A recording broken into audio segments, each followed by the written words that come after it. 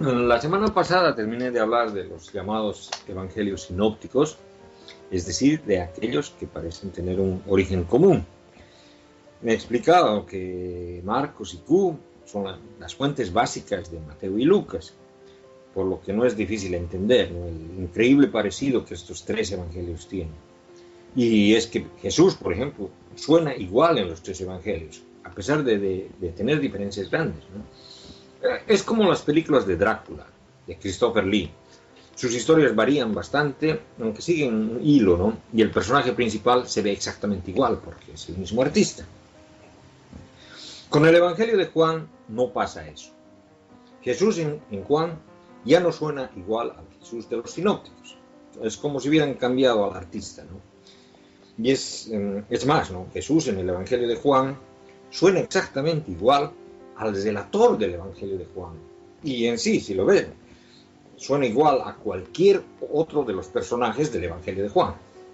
Casi, no, parece que uno está viendo una película de Woody Allen, ¿no? Bueno, sea como fuera, lo que queda claro es que Juan no está tratando de copiar de los sinópticos, sino que parece estar escribiendo su Evangelio él mismo, ¿no? Sin embargo, parece conocer los sinópticos. Toma de ellos historias, aunque a diferencia de Mateo y Lucas, no los copia, sino, como se dice, ¿no?, usa sus propias palabras para relatar esas historias. Bueno, Juan es el último de los 4 evangelios canónicos y posiblemente data de fines del siglo II. Esto sobre todo por su dependencia en Lucas y Marcos, ¿no? Los más conservadores, sobre todo los creyentes, tratan de datarlo a principios del siglo II, más o menos el año 100, ¿no? Y para ello presentan como prueba el famoso papiro P52, que es un pedazo de papel, el más antiguo que se conoce del Antiguo Testamento conocido, al que lo datan en el rango de entre los 125 y el 175 de la era común. Sin embargo, incluso esa datación es cuestionada, ¿no?, ya que simplemente no existe mucho material escrito en esa época con la cual se la pueda comparar. Y el profesor de la Gordon Cowell, que se llama Alvin Padilla, ha calificado esa datación como arbitraria. Bueno, el dilema es el ambiente ideológico que aparece en el Evangelio de Juan. No solo su cristología elevada, ¿no? Bueno, por decirle de manera simple, en Marcos Jesús aparece como un hombre, a pesar del docetismo, ¿no? Jesús no es tan extraordinario. En Mateo, Jesús es algo más que un hombre, no es el nuevo Moisés. Y en Lucas, la cristografía sube aún más, ¿no? Jesús, es decir, de manera escalonada, se vuelve más y más sobrenatural, ¿no?, a través del tiempo. Y en Juan, Jesús es el verbo encarnado, el logos, ¿no?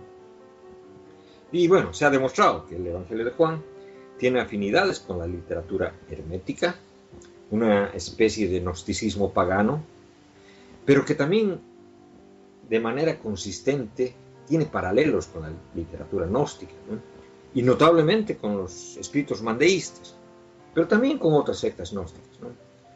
Y claro, Juan tiene también similaridades con los rollos del Mar Muerto, lo cual desde luego no es tan raro, ¿no?, ya que parece que los rollos del Mar Muerto pertenecieron a una secta, la cual es un antepasado común a tanto al judaísmo gnóstico como al cristianismo.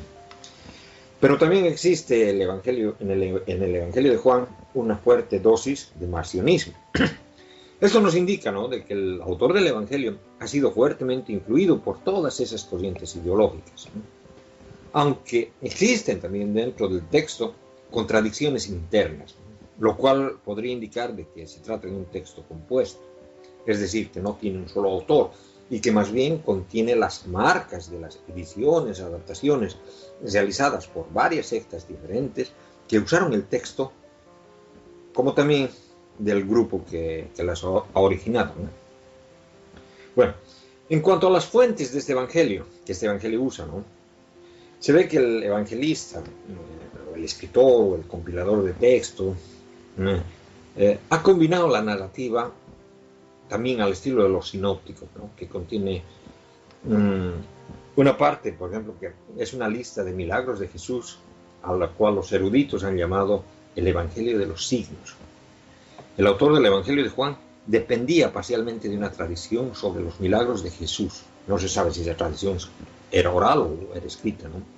Que es independiente de los evangelios sinópticos, ¿no? Y que no fue usado por ellos. Según esta teoría, ¿no? Este hipotético Evangelio de los signos habría circulado antes del año 70 y puede descubrir su influencia en la forma de referirse, numerándolos, ¿no? Algunos de los milagros del Evangelio de Juan, y la palabra signo, que solamente es utilizada en este Evangelio, ¿no? Y estos signos son espectaculares y son realizados para fortalecer la fe. Estos milagros son diferentes al resto de los signos mencionados en el Evangelio de Juan y de los también narrados en los Evangelios sinópticos. Pero también usa la revelación gnóstica mandeísta para los discursos del revelador divino, que originalmente no los adjudicaban a Juan el Bautista, pero que en este Evangelio se los coloca en los labios de Jesús. Y finalmente usa una narrativa de la pasión. Esta narrativa de la pasión parece ser la de Marcos y Lucas combinados, ¿no? Pero en varios puntos Juan corrige su fuente, es decir, trata la tradición común de una manera diferente. Bueno, y este Evangelio tiene el problema de la discontinuidad narrativa, lo que parece indicar más o menos de que de alguna manera las hojas del libro se desordenaron y que luego fueron reordenadas torpemente. Y en realidad, de verdad, existen algunos intentos modernos de tratar de arreglar la discontinuidad del libro a su orden original, ¿no? Entre ellos, por ejemplo, hay un libro de Thomas Cotting que se llama The Fourth Gospel Rearranged. Bueno, y como ya lo dije, ¿no? En el libro se ve aún hoy en día, ¿no? Pedazos de prosa claramente herejes de sonido gnóstico, lo cual posiblemente haya sido mucho más marcado antes de que el redactor eclesiástico lo haya tratado de catolizar. Es por eso, ¿no?, de que muchos obispos de la antigüedad trataron de evitar su canonización. Por ejemplo, el Evangelio no contenía ninguna mención al juicio final, a la segunda venida, no tenía sacramentos ni bautismo, por lo que el redactor eclesiástico tuvo que agregarlos, con lo que aumentó de paso la discontinuidad narrativa, ¿no? La comunidad que produjo este Evangelio ha ido cambiando, ¿no? Lo que produjo esa fragmentación y esas cimas en sus líneas cristográficas, ¿no? Y cuando discutían si la encarnación de Jesús fue física en la carne o simplemente fue apariencia de la carne, los que copiaban el texto comenzaron a corregir a sus predecesores heréticos, resultando en un texto en que en varios puntos señala a diferentes direcciones, ¿no? A veces incluso en la misma frase, en la misma oración, a veces en dos frases seguidas, ¿no? Y finalmente, ¿no?, alguien agregó el capítulo 21 al final del Evangelio. El Evangelio original terminaba en Juan 20:30. Y una cuestión puntual, ¿no?, es, por ejemplo, la famosa pericopa de Jesús y la mujer sorprendida en adulterio, ¿no?, que es uno de los pasajes infaltables en cualquier película sobre la vida de Jesús. Esta pericopa se la puede leer en los versos 7:53 al 8:11 del Evangelio de Juan. El dilema es que esta pericopa no se encuentra en ninguna de las copias completas más antiguas que conocemos del Nuevo Testamento, ¿no? No está ni en el Códice Sinaítico, ni en el Código Vaticano, y mucho menos en ningún papelito de texto neotestamentario más antiguo, ¿no? Esta pericopa recién aparece por primera vez en el Códice de Beza, que es un bilingüe griego-latín que data del siglo V. Y hay muchos códices posteriores a este que tampoco lo contienen. O sea, sencillamente, esta pericopa fue creada en el siglo V. Bueno, o sea, sintetizando, este Evangelio es verdaderamente un lío, no contiene una teología o doctrina consistente que se pueda derivar sin torcer los pasajes a una u otra doctrina. En cuanto al autor, los creyentes dicen que fue Juan el apóstol, es decir, dicen que Juan el apóstol es igual a Juan el evangelista, ¿no? Y para demostrar ese punto usan una frase que aparece en Juan 19:35, en la que dice: el que lo vio lo atestigua, y su testimonio es válido, y él sabe que dice la verdad, para que vosotros también creáis. Es la manera de introducir como testimonio, introducirse como testigo ocular al relato de la pasión. Y para rematar, ¿no?, en el apéndice juanista del capítulo 21, termina también testificando ser testigo ocular, ¿no? Este es el discípulo que da testimonio de estas cosas y que las ha escrito, y nosotros sabemos que su testimonio es verdadero. Y hay además otras cosas que hizo Jesús, que si se escribieran una por una, pienso que ni todo el mundo bastaría para contener los libros que se escribieran.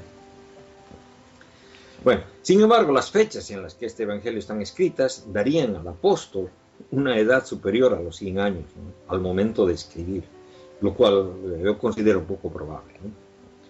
Lo que más bien es probable es de que el autor haya creado un narrador ficticio, que es una herramienta literaria que era muy popular ya en esa época, ¿no?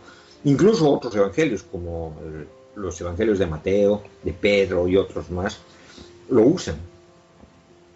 Bueno, es interesante la especulación sobre que la autoría de este evangelio se deba a una tendencia observable de tratar de hacer de Juan el santo patrón de los efesios en Asia Menor, reemplazando a Pablo. Y eso por razones que no son históricas precisamente, ¿no?